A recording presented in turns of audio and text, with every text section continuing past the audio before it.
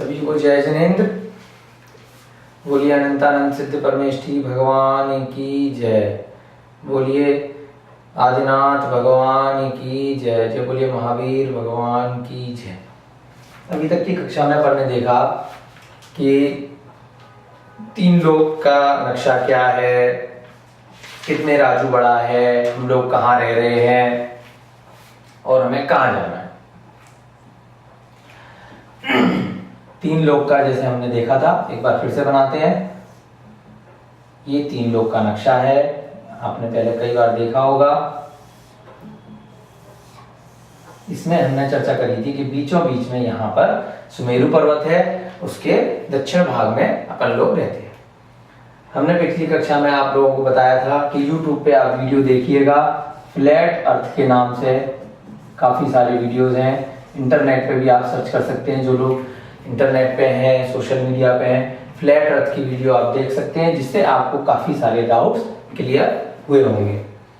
आपने अभी तक अपने विज्ञान में, अब तक की एजुकेशन में आपने जरूर पढ़ा होगा कि पृथ्वी बॉल की तरह गोल है। कैसी है? बॉल की तरह गोल है और सूर्य की तरफ चक्कर लगाती है, सूर्य के चारों ओर, और चंद्रमा पृथ्वी के चक्कर लगाता है। तो आज हम थोड़ा सा आपको विज्ञान और अपने जो शास्त्रों में, वेदों में सर्वभव भगवान की जो वाणी से जो आया है, उसमें हम थोड़ा सा डिफरेंस आपको बताएंगे। आपको कंपेयर करना है, दोनों को स्टडी करना है और आपको खुद से निष्कर्ष निकालना है कि सत्य क्या है और भ्रामक क्या है, गलत क्या है।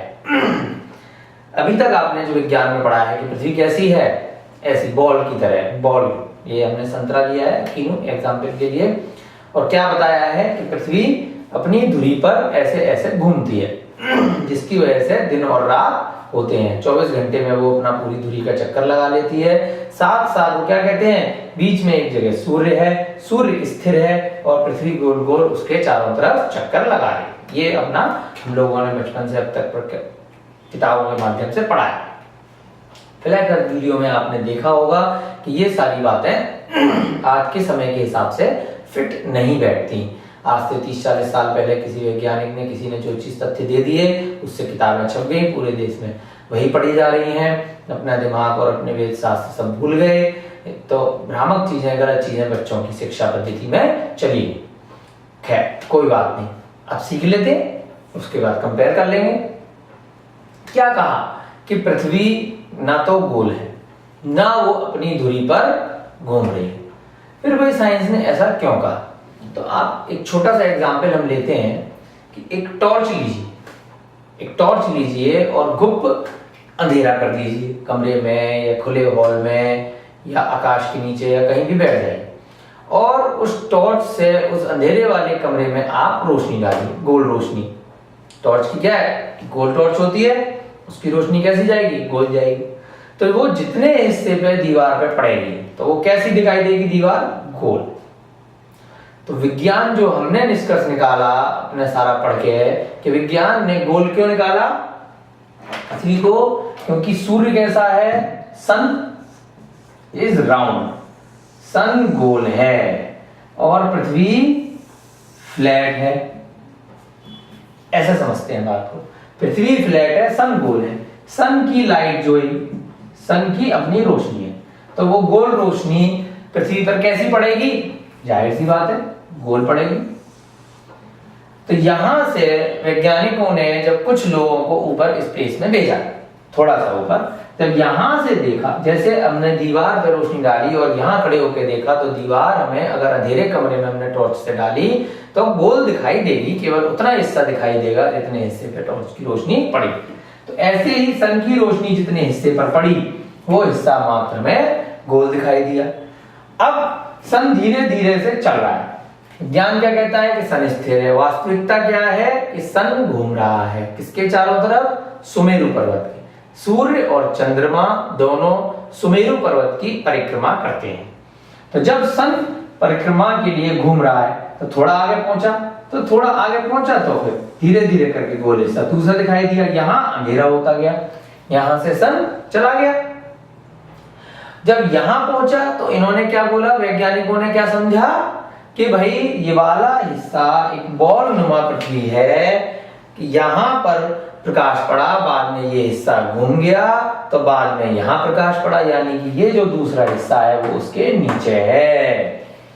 क्या बता दिया, एक तरफ मान लीजिए भारत ऑस्ट्रेलिया है तो उसके बैक साइड में नीचे की तरफ अमेरिका या दूसरे कंट्री हैं, ठीक है, जबकि ऐसा वास्तव में नहीं है। इसको हमने वीडियोस के माध्यम से देखा और हम आपको जिन्होंने वीडियोस नहीं भी देखी हैं तो हम उनको बता सकते हैं कि क्या क्या उस चीज में फैक्ट्स दिए। पहला फैक्ट नंबर 1 क्या, कि अगर पृथ्वी गोल होती और अपनी धुरी पर हर समय घूम रही होती तो हवाई जहाज से हमें एक क्षेत्र से दूसरे क्षेत्र में जाने की इतनी मेहनत नहीं करनी पड़ती। आप किसी भी एयरलाइंस की वेबसाइट पे जाके आसानी से देख सकते हैं, चाहे तो एयर इंडिया की वेबसाइट पे देख लीजिए, चाहे अन्य किसी भी वेबसाइट्स पे देख सकते हैं कि जो वेबसाइट्स का एविएशन का डेटा है, एविएशन यानी कि एक जगह से दूसरी जगह जाने की उनकी जो आकाश में उनके जो दूरी मिलती है कि वहां से वो उसी मार्ग पर होके जाएंगी, तो वो जो डेटा है नेविगेशन का या एविएशन का वो बिल्कुल फ्लैट अर्थ के कॉन्सेप्ट पे चलता है। अगर आपको भारत से इंग्लैंड की यात्रा करनी है तो आप जिस रास्ते से फ्लाइट का डेटा जिस रास्ते से जाएगा हवा में, उसी रास्ते से चाहे वो 6 घंटे बाद वापस आए या 18 घंटे बाद वापस आए या 4 घंटे बाद वापस आए, वो उसी रास्ते से वापस आता है। अगर फ्लैट अर्थ नहीं होती, अगर पृथ्वी गोल होती और पृथ्वी 8-10 घंटे बाद घूम जाती, लगातार घूम रही है, तो वह रास्ता चेंज करना पड़ता फ्लाइट को, जबकि फ्लाइट का रास्ता वही है। तो ये बहुत इंपॉर्टेंट फैक्टर है समझदार लोगों के लिए कि पृथ्वी घूमी नहीं। दूसरी चीज, अगर पृथ्वी घूमती तो हम लोग सारे की सारे, जैसे कोई आप अगर गाड़ी है, गाड़ी के अंदर बैठे हैं या ऊपर बैठे हैं तो उसके ऊपर आपने कोई चीज रखी और अगर गाड़ी चल रही है तो वो हवा की वजह से वो गिरती पड़ती रहेंगी। तो अगर पृथ्वी घूम रही होती तो हम यहाँ पे खड़े होके आपको आराम से पढ़ा नहीं रहे होते, हम भी गिरते पड़ रहे होते, है ना, बार बार। आपने देखा होगा कि कभी भूकंप आता है, कभी सुनामी आते हैं, कभी साइक्लोन आते हैं, कभी अन्य नेचुरल कैलेमिटी आती हैं। तो अगर पृथ्वी घूम रही होती तो अर्थक्वेक भूकंप के माध्यम से कभी कभी क्यों घूमती दिखाई देती कि जरा सी उसकी प्लेट्स घूम गई या अपने स्थान से जरा सी भी इधर उधर हुई और हजारों और लाखों की संख्या में लोग मारे गए, हताहत हुए। समझ रहे? तो इतना सब हिलने पे, तो इसका मतलब इतना जब पूरा इतनी तेजी से 24 घंटे में जब पूरी पृथ्वी इधर की इधर हो जाती तो फिर भूकंप तो बहुत दूर की चीज है, रोज ही लोग मर रहे होते, कंटिन्यूअसली रस्सी पकड़ के हम बैठे होते, जबकि ऐसा नहीं है। फैक्ट नंबर 1 कि जो फ्लाइट्स जाती हैं वो फैक्ट नंबर 2 दूसरा हमने आपको बताया। तीसरा फैक्ट, अगर जो है इसमें वीडियोस में दिया हुआ है, कई साइंटिस्ट लोगों ने एक्सपेरिमेंट किया। क्या एक्सपेरिमेंट किया? एक जहाज से व्यक्ति को आकाश में भेजा, वहां से पैराशूट से वो नीचे गिरे, उनको मान लीजिए नीचे जमीन तक सतह तक आने में 4 घंटे लगे और 4 घंटे के हिसाब से जो हमें पढ़ाया गया है उसके हिसाब से पृथ्वी घूम गई बहुत तेजी से, तो कई हजार किलोमीटर दूर उनको गिरना चाहिए था, जबकि वो कितने किलोमीटर दूर गिरे? मात्र 100-200 किलोमीटर दूर जाके गिरे।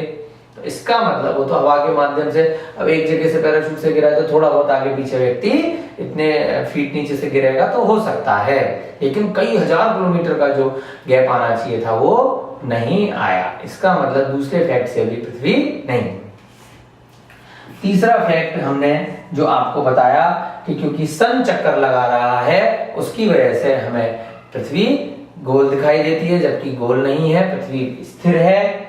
इसी कॉन्सेप्ट पे हम आगे बढ़ेंगे। सबसे पहले हमें अपने माइंड में डालना है, अब तक जो हमने किताबों में पढ़ा है बचपन से उसको हमें बोलना पड़ेगा, और ये इस नई धारणा के साथ, नई नहीं है बल्कि ये बहुत पुरानी है, इस सही धारणा के साथ में हमें आगे बढ़ना पड़ेगा, तभी हमें 3 लोग का सारा चरित्र, सारा व्याख्यान समझ में अच्छी तरह से आए।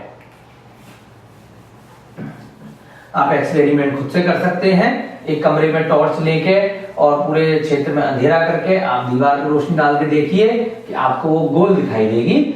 कई बार रिफ्लेक्टेड दीवार होती है तो थोड़ा बहुत रोशनी दूसरी जगह आ सकती है, अदरवाइज अगर बिल्कुल ब्लैक दीवार है और उसमें कोई रिफ्लेक्शन इत्यादि नहीं है, तो टॉर्च की रोशनी, हम यहाँ पे एक्सपेरिमेंट करना चाहते थे लेकिन यहाँ पे रिफ्लेक्शन की वॉल है, इसलिए थोड़ा पॉसिबिलिटी यहाँ पर कम है। आप कोई ऐसी दीवार आप लीजिएगा जहां पर बिल्कुल ब्लैक सतह है, वहां आप टॉर्च की रोशनी डाल के देखेंगे तो एकदम गोल वो रोशनी पड़ेगी। उससे आपको एकदम क्लियर हो जाएगा कि क्यों हमें पृथ्वी गोल वैज्ञानिकों को दिखाई दी, क्योंकि वास्तव में वो गोल नहीं है, फ्लैट है। सूर्य की रोशनी मात्र गोल पड़ती है, जिसकी वजह से वो दिखाई देती है। चलिए अब आगे बढ़ते हैं। हमने पिछली कक्षा में देखा था कि हम इधर रहते हैं, यहां से लेके यहां तक। ये जो पृथ्वी है ये कितनी बड़ी बताई थी हमने, 1 राजू की। यहां से लेके यहां तक दूरी हमने देखी थी 14 राजू की, पूरे की पूरे लोक की। ऊपर का हिस्सा देखा हमने ऊर्ध्वलोक, नीचे का हिस्सा देखा हमने अधोलोक, बीच का हिस्सा देखा हमने 1 राजू का मध्यलोक। इसके बीच में सुमेरु पर्वत 1,40,000 योजन ऊंचा है। वहां पर 2.5 द्वीप है बीच में, जिसे मनुष्य लोक कहते हैं। यहाँ पर इसके ठीक ऊपर सिद्धशिला है। अभी सब चीजों को हम डिटेल में आगे और करेंगे। उसके बाद नीचे ये सारे नरक हैं, ऊपर सारे स्वर्ग हैं। हमने इनका घनफल निकाला था। ये देखा था कि सिद्ध भगवान कहाँ रहते हैं। सिद्ध भगवान अपने यहाँ पे कौन है सिद्ध, जिनका दोबारा जन्म मरण नहीं होना, जिन्होंने मोक्ष प्राप्त कर लिया है, वो सिद्धशिला में जाके विराजमान हो जाते हैं। लोक का हमने क्षेत्रफल देखा था 343 घनफल घनराजू का होता है। आज हम देखने वाले हैं कि पृथ्वियां कुल कितनी हैं। पृथ्वियां 7 हैं। पहली पृथ्वी के सबसे ऊपर अपन लोग रहते हैं। यहाँ पर सूर्य चंद्रमा भी होते हैं, उनकी वजह से हमें ये पृथ्वी, वैज्ञानिक लोग हमें गोल बताते हैं, जबकि पृथ्वी वास्तव में असंख्यातों योजन की लंबी फ्लैट है, जिसका जरा सा हिस्सा बीच में जम्मू द्वीप है, उसका भी बहुत जरा सा हिस्सा भरत क्षेत्र है। बहुत जरा सा कितना, जम्मू द्वीप का 190वां भाग। उस 190वें भाग के भी 6 हिस्से करेंगे, 5 मलेच्छ खंड और 6ठा आर्यखंड। उस आर्यखंड के भी बहुत जरा से हिस्से में अपन लोग रहते हैं। उस आर्यखंड को भी पूरा वैज्ञानिक लोग एक्सप्लोर नहीं कर पाए हैं, उस तक नहीं पहुंच पाए, बोले विजयात पर्वत तक नहीं पहुंच पाए। तो ये लोग क्या बताएंगे कि पृथ्वी कितनी बड़ी है और ब्रह्मांड कितना बड़ा है। जैसे कुएं का मेढक होता है ना, जरा सा वो कुएं को ही पूरा पूरा संसार समझ लेता है, ऐसे ही कुएं के मेढक की भांति ही विज्ञान है जो हमें पढ़ाया जाता है। असली विज्ञान, असली जीव विज्ञान तो ये है जो आप और हम, ये 3 लोग के माध्यम से, जैन भूगोल के माध्यम से, तिलोय परिणति और पृथ्वासु ग्रंथों की सहायता से हम लोग यहाँ समझने की कोशिश कर रहे हैं। तो पृथ्वी कितनी सर्वज्ञ भगवान की वाणी से बताई, 7 पृथ्वी है नीचे और 1 पृथ्वी है ऊपर। टोटल पृथ्वी कितनी, 8 पृथ्वी। कैसे, 1 2 3 4 5 6 7 और उसके नीचे अधोलोक, फिर बात बोले 1 2 3 4 5 6 7, 8वीं पृथ्वी ऊपर वाली, जिसपे सिद्धशिला। अब हम इन सबके नाम देखेंगे, फिर कितनी कितनी बड़ी हैं ये देखेंगे, इनके नीचे ये किस पे टिकी हुई हैं वो देखेंगे। चलिए, पहली पृथ्वी का नाम है रत्नप्रभा। क्या नाम है, रत्नप्रभा। इसका अन्य नाम है धर्मा। दूसरी पृथ्वी का नाम है शर्करा प्रभा। ये सब नाम हमें याद होने चाहिए। इसका दूसरा नाम है वंशा। तीसरी पृथ्वी है बालुका प्रभा।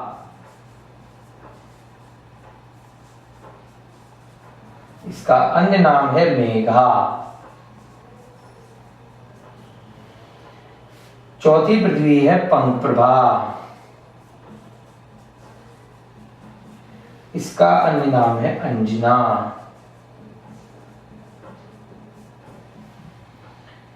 पांचवी पृथ्वी है धूम प्रभा। इसका दूसरा नाम है अरिष्टा।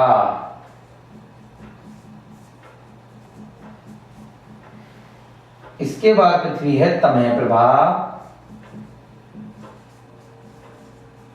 जिसका नाम है मगवी, दोनों नामों से जानी जाती है। उसके बाद महातम है प्रभा, उसका नाम है मागवी। उसके बाद नीचे निगोद राशि रहती है, उसकी चर्चा बाद में करेंगे। एक इंद्रिय जीव होते हैं निगोद, हम सब वहां से निकल के आए हैं। उसके नीचे ये वातवले, अभी बताएंगे आगे वातवले क्या होते हैं। 8वीं पृथ्वी का नाम है ईशत प्रागभार। इस पृथ्वी पे क्या है? सिद्धिशिला। तो हमने क्या देखा? एक पृथ्वी तो कहां पर है? ऊर्ध्वलोक में, और 7 पृथ्वी कहां है? अधोलोक में। अधोलोक यानी कि नीचे का हिस्सा, ऊर्ध्वलोक यानी ऊपर का हिस्सा। पहली पृथ्वी ये जो है एक तरह से इसे बोलते अधोलोक में ही है। इसका मात्र ऊपर का, सबसे ऊपर का जो खर भाग है, सबसे टॉप का भाग है, वो केवल मध्यलोक कहलाता है। इसका ऊपर में यहाँ पर जरा सा हिस्सा है मध्यलोक, जिसपे अपन लोग रहते हैं। उसकी चर्चा हम आगे करेंगे। उसके कितने भाग हैं, उसके कौन से हिस्से में अपन रहते हैं, ठीक है। अब जो ईशत प्रागभार पृथ्वी है, ईशत प्रागभार पृथ्वी के इसके बीच में सिद्धिशिला होती है। कौन होती है? सिद्धिशिला। कितनी बड़ी है? 45 लाख योजन की। एक योजन में कितने किलोमीटर? 6400 किलोमीटर।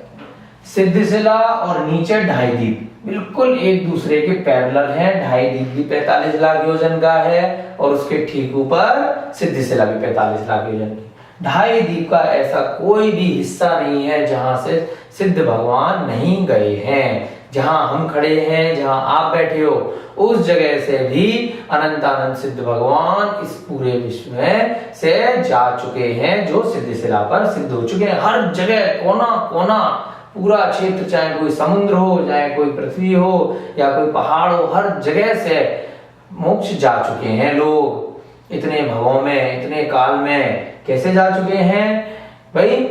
इतने सारे जीव मोक्ष गए हैं अनंत अनंत समय से, और हमेशा जाते जा रहे हैं। हर 6 महीने 8 समय में 608 जीव मोक्ष जाते हैं, ये नियम है। 8वीं पृथ्वी का नाम ईशत प्रागभार है। इस पर सिद्धिशिला होती है। कितनी बड़ी है? 45 लाख योजन की। अब आपके मन में प्रश्न आएगा कि भाई समुद्र भी तो बीच में आ गए ढाई द्वीप के अंदर, तो उन समुद्रों से कैसे चलेंगे? बिल्कुल चले जाएंगे। अब ऐसा हुआ, शास्त्रों में बहुत सारे ऐसे उदाहरण आते हैं कि कोई मुनि महाराज हैं, वो मुनि महाराज अपना तपस्या कर रहे हैं, उनको केवल ज्ञान होने वाला है। उससे ठीक पहले किसी देव ने आकर उनको पूर्व जन्म के वैर की वजह से उनको ले जाकर समुद्र में डाल दिया। समुद्र में डाल दिया और उनको उसी क्षण मोक्ष हो गया। तो जिस क्षण से उनको जहां लास्ट के स्थान से उन्हें मोक्ष हुआ है, तो उनकी जो आत्मा है वो ठीक उसी जगह जाके विराजमान सिद्धिशिला पर हो जाती है। जहां वो खड़े हैं, 2 ही पोजीशन बताई हैं, या तो पद्मासन में होंगे या खड्मासन में होंगे, या तो उत्तरामुख होंगे या पूर्वमुख होंगे। इन मुख में जैसे ही वो जिस लास्ट पोजीशन में विद्यमान होंगे और उनके शरीर की अवगाहन यानी हाइट उस वाली योनि में जितनी होगी, उससे कुछ कम थोड़ा सा वो उनकी आत्मा वहां जाके विराजमान हो जाती है। कहां जाके? सिद्धिशिला पर। कितनी बड़ी? सिद्धिशिला 45 लाख योजन की, और नीचे ढाई द्वीप भी 45 लाख योजन का है। अब सिद्धिशिला कैसी है? सिद्धिशिला ऐसी है, कटोरे के समान, छत्र के समान। ऊपर से एक सी, नीचे से कटोरे या छत्र के समान। बीच में 8 योजन की इसकी मोटाई होती है, और ये जो लंबाई है 45 लाख योजन की है। और धीरे धीरे करके हर क्षण प्रतिपल ऐसे धीरे धीरे करके ये कम होती जाती है। तो जब ये ऐसे कम होती जा रही है, तो आप लगा लीजिए 8 योजन बीच में है, 45 लाख योजन में जाके एंड में कम हो रही है। देखने में ऐसी आ रही है, जबकि वास्तव में ये बहुत पतली ऐसे लंबी ऐसे जाए, और ऊपर से हमेशा एक सी है।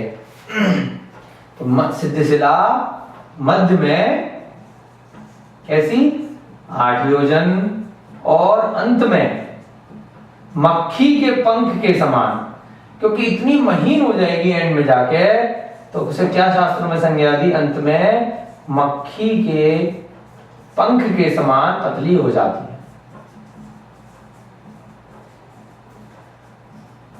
ऊपर से एक सी रहती है और नीचे से छत्राकार कटोरे के समान होती है।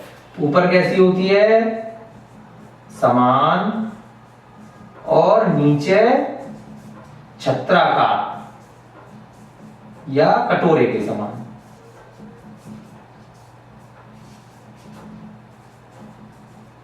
ऐसी ये सिद्ध शिला है।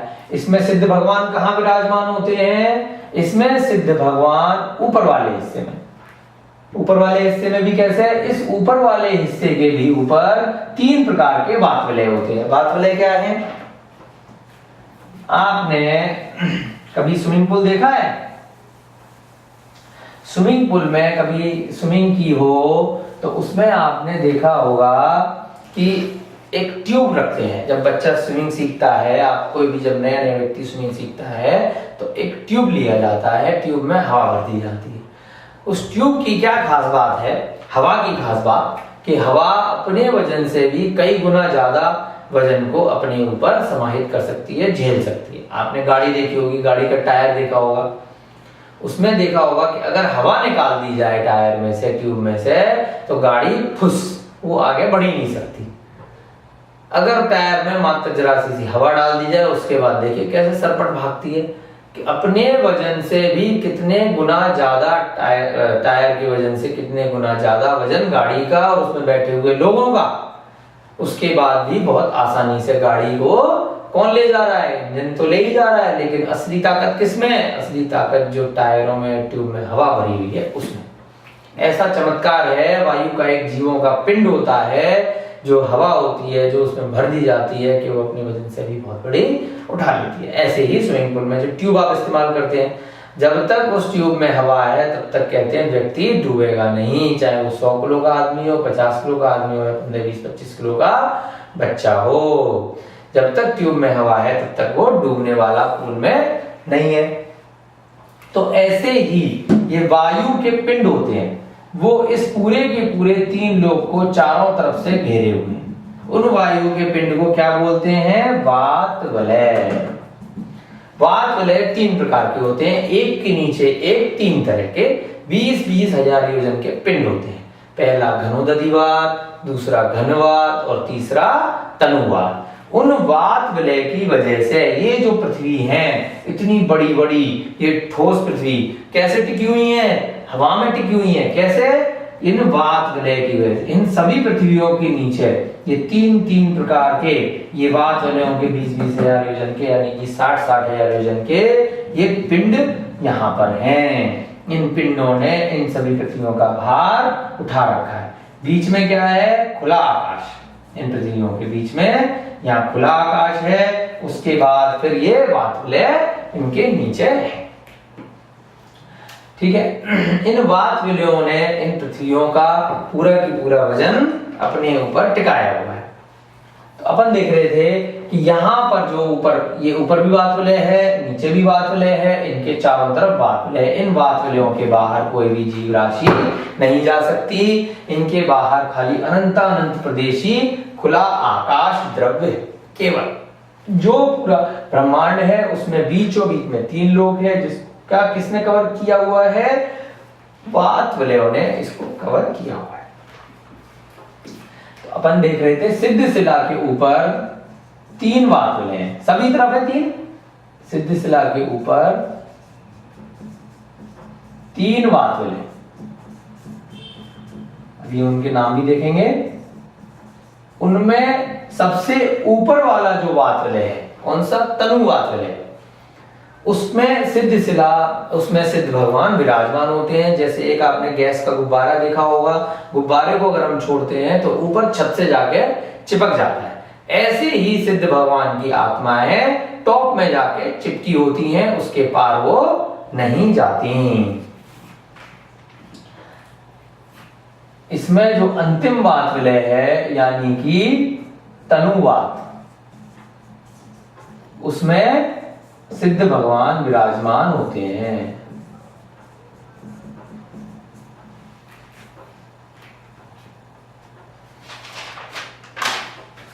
ठीक है, अब हमने ये पृथ्वियां देखी। इन पृथ्वियों में गैप कितना है, यहां से लेके यहां तक हमने पढ़ा था 7 राजू का क्षेत्र है, यहां से लेके यहां तक हमने देखा था 7 राजू का। अब 1 2 3 4 5 6 और 7, यानी कि 7 पृथ्वियां नीचे 7 राजू तक हैं।